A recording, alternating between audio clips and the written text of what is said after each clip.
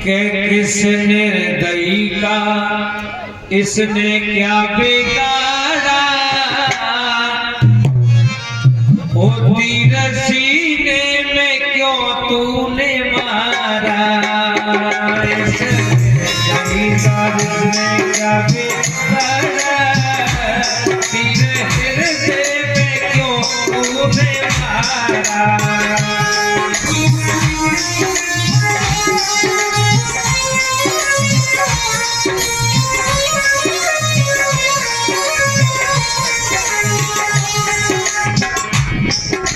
ये बोल नहीं सकता, ये किसी का कुछ बिगाड़ नहीं सकता, इसको क्यों मारा है, कौन पापी है, कौन निर्दयी है, कौन दुष्ट व्यक्ति है, इसने इसको तीर मारा है। लेकिन उसको नहीं पता है कि मेरा बड़ा भाई है, इसलिए इस पापी ने तीर इसको मारा, इसको मारा, इस निर्दयी का क्या है बिगाड़ा।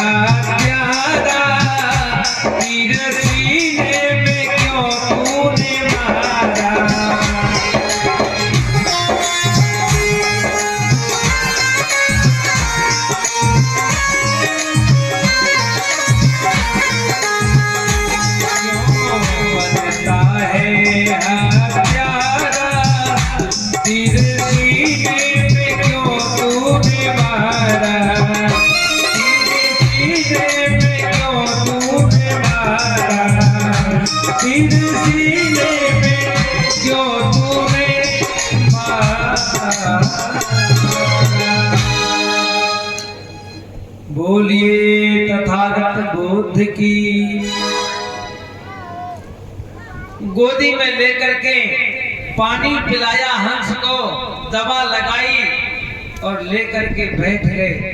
उधर से देवदत्त गुस्सा में आया और कहने लगा मेरी शिकार किधर चली गई, मैंने बहुत मेहनत करके शिकार की है लेकिन मुझे दिखाई नहीं दे रही, कहाँ चली गई शिकार। जैसे ही सिद्धार्थ गौतम देखे और कहने लगे क्यों सिद्धार्थ तूने मेरे शिकार को देखा। सिद्धार्थ गौतम बोले कैसी शिकार, शिकार क्या होती है मैं जानता ही नहीं। अरे पक्षी को देखा क्या कि भैया मैंने नहीं देखा है, गोद में छिपा लिया। देवदत्त ने जैसे ही वो पहने हटे वो कपड़े को हटा करके देखा तो कहने लगे अरे तूने ही तो मेरे इस शिकार को छिपाया है, इस हंस को तूने छिपाया है। और फिर कह रहा है झूठ बोल रहा है कि मैंने नहीं छिपाया।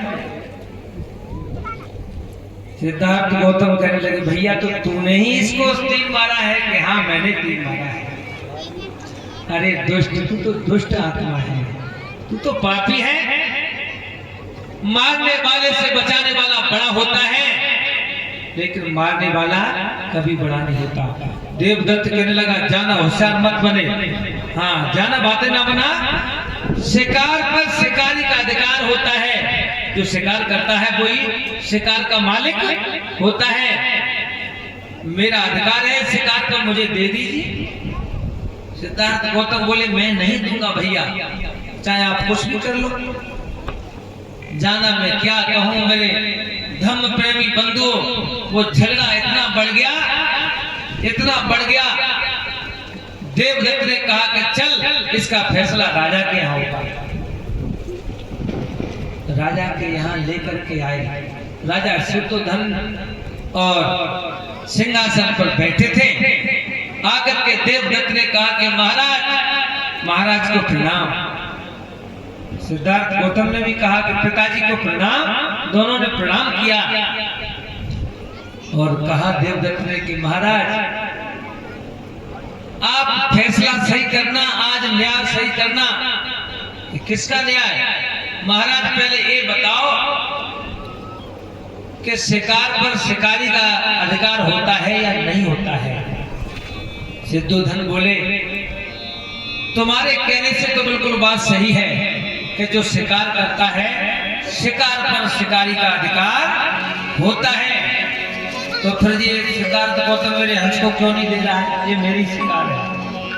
सिद्धार्थ गौतम बोले पिताजी मेरी भी बात सुन लो। ये बताओ कि मारने वाले से बचाने वाला बड़ा होता है या नहीं होता है? इसकी जानकारी मुझे बता दीजिए।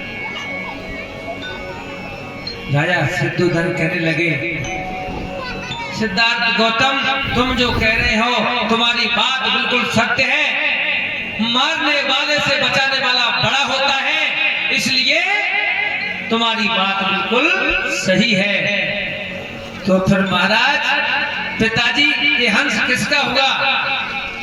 तुम्हारे हिसाब से तो हंस तुम्हारा होगा, लेकिन सिद्धोधन के हिसाब से, देवदत्त के हिसाब से वो हंस देवदत्त का है।